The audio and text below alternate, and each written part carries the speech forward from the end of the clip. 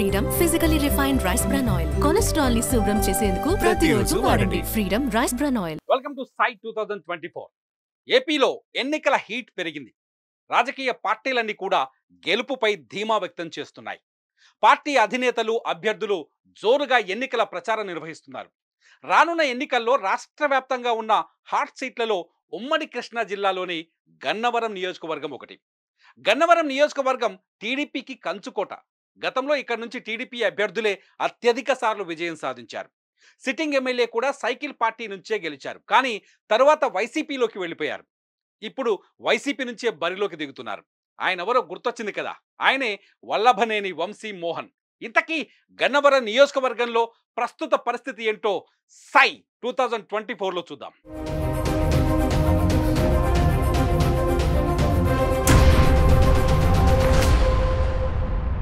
గన్నవరం నియోజకవర్గంలో ఇప్పటి వరకు అందుతున్న సమాచారం ప్రకారం మొత్తం ఓటర్లు 2,65,860 మంది ఉన్నారు.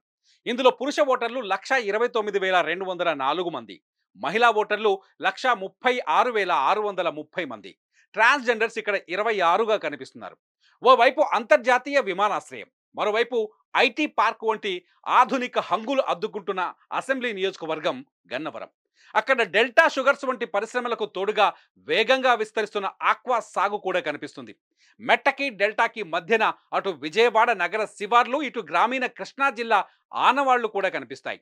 వ్యవసాయ అభివృద్ధి ద్వారా పారిశ్రామికంగా అడుగులు వేసి ఆక్వాలో ముందుకు సాగుతున్న గన్నవరం అసెంబ్లీ నియోజకవర్గం రాజకీయంగానూ ఆసక్తికరంగా ఉంటుంది. ఏపీలో నియోజకవర్గాల పునర్విభజన తర్వాత గడిచిన 3 ఎన్నికల్లోనూ హోరాహోరీ పోరు సాగింది. ఫలితాలు కూడా ఆసక్తికరంగా ఉంటున్నాయి. దాంతో ఈసారి ఏమవుతుందోననే ఉత్కంఠ అక్కడి నాయకుల్లో కనిపిస్తోంది. అంతేకాదు రాష్ట్రమంతా ఈ నియోజకవర్గం చుట్టూ చర్చ సాగుతుంది. ఓసారి 2019లో ఇక్కడ ఏం జరిగిందో చూద్దాం. టీడీపీ అభ్యర్థిగా బరిలోకి దిగిన వల్లభనేని వంశీ 1,03,881 ఓట్లు సాధించి నియోజకవర్గంలోని మొత్తం ఓట్లలో 47.07% ఓట్లు తన సొంతం చేసుకున్నారు. వైసీపీ నుంచి పోటీ చేసిన యార్లగడ్డ వెంకట్రావుకు భారీ సంఖ్యలోనే ఓట్లొచ్చాయి.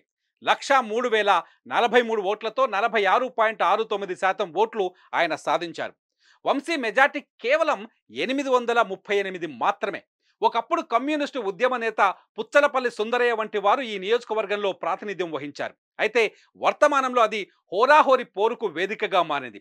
2019 ఎన్నికల్లో సిపిఐ అభ్యర్థి అఫ్సర్ సయ్యద్ పోటీ చేసే 6,675 ఓట్లు మాత్రమే వచ్చాయి.